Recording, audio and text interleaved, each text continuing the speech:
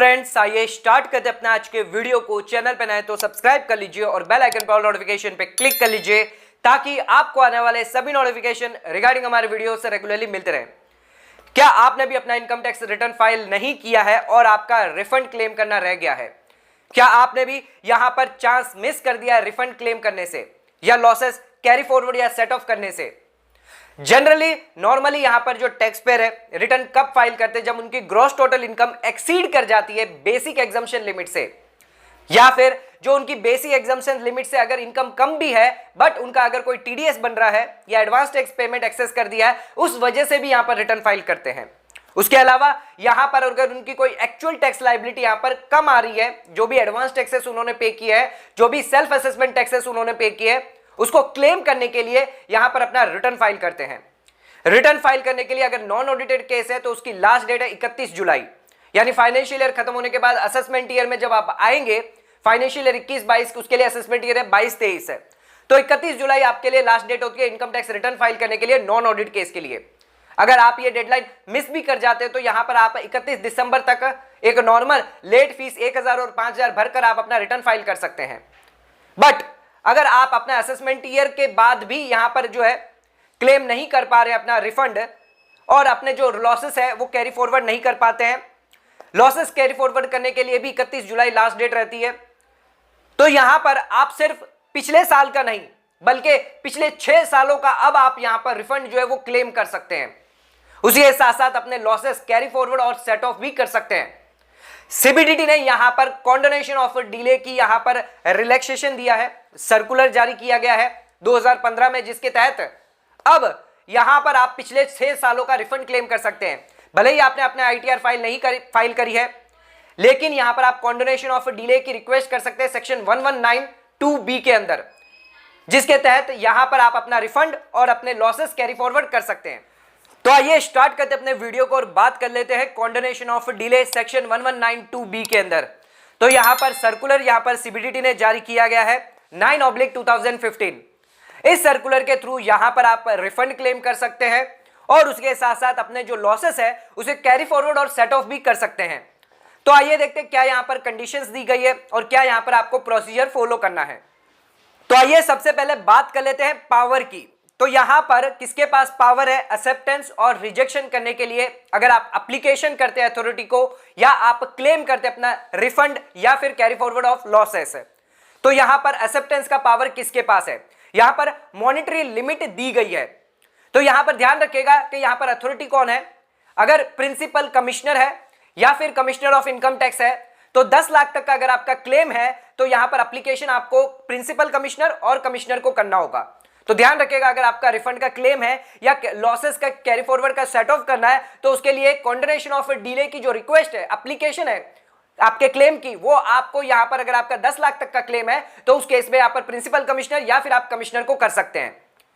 Next यहां पर बात कर लेते हैं 10 लाख से ऊपर और 50 लाख के अंदर अगर आपका क्लेम है तो उस केस में यहां पर प्रिंसिपल चीफ कमिश्नर या फिर आप चीफ कमिश्नर को यहां पर एप्लीकेशन कर सकते हैं। उसके अलावा यहां पर अगर आपका 50 लाख से ज्यादा का क्लेम है, रिफंड है या लॉसेस है जो आपको कैरी फॉरवर्ड या सेट ऑफ करना है, तो उस केस में यहां पर बोर्ड यानी सीबीडीटी को यहां पर आप एप्लीकेशन कर सकते हैं और इन अथॉरिटी के पास पावर है, ये आपकी एप्लीकेशन एक्सेप्ट भी कर सकते हैं और रिजेक्ट भी कर सकते हैं। अब आ जाते हैं, बात कर लेते हैं टाइम लिमिट की। तो यहां पर आप कॉन्डोनेशन ऑफ डिले कब तक यहां पर आप फाइल कर सकते हैं, कौन से असेसमेंट ईयर के लिए यहां पर फाइल कर सकते हैं? तो ध्यान रखिएगा, कोई भी कॉन्डोनेशन ऑफ डिले एंटरटेन नहीं किया जाएगा beyond the period of 6 year from the end of the relevant assessment year, जिस साल आपने एप्लीकेशन या क्लेम किया है।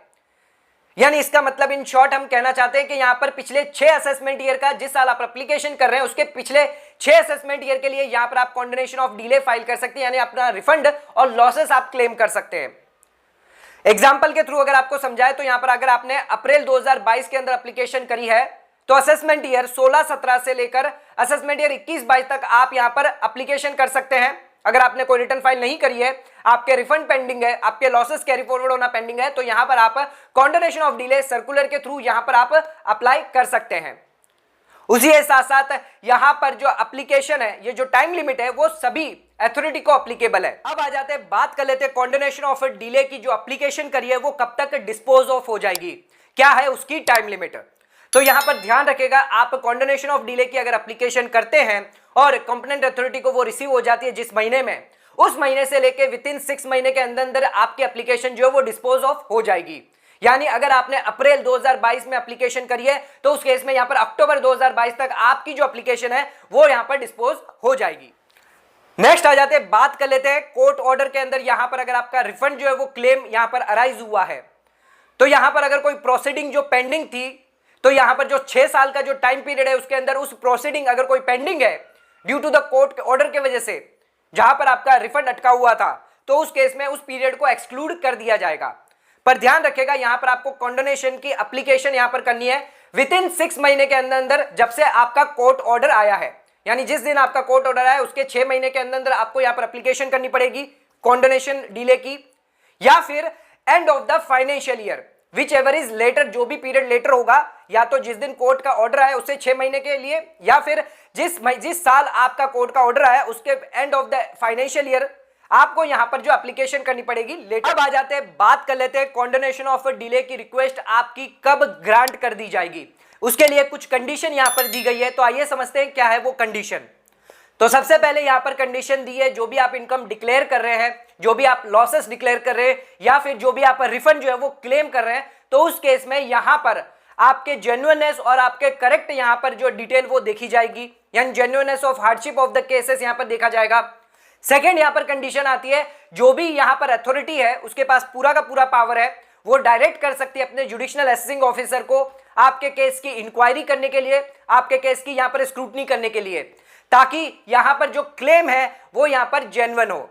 उसी के साथ साथ यहां पर अगर आप सप्लीमेंट्री यहां पर रिफंड क्लेम करते हैं, या फिर यहां पर जो है आप बिलेटेड एप्लीकेशन करते हैं, या फिर आप एडिशनल यहां पर अमाउंट ऑफ रिफंड क्लेम करते हैं आफ्टर कंप्लीशन ऑफ यहां पर असेसमेंट के बाद, तो उस केस में यहां पर आपको और 3 एडिशनल कंडीशन यहां पर अप्रूव करनी पड़ेगी। तो क्या है वो 3 एडिशनल कंडीशन जिसके वजह से यहां पर आपकी जो कॉन्डोनेशन ऑफ डिले की जो रिक्वेस्ट है वो यहां पर ग्रांट करी जाएगी।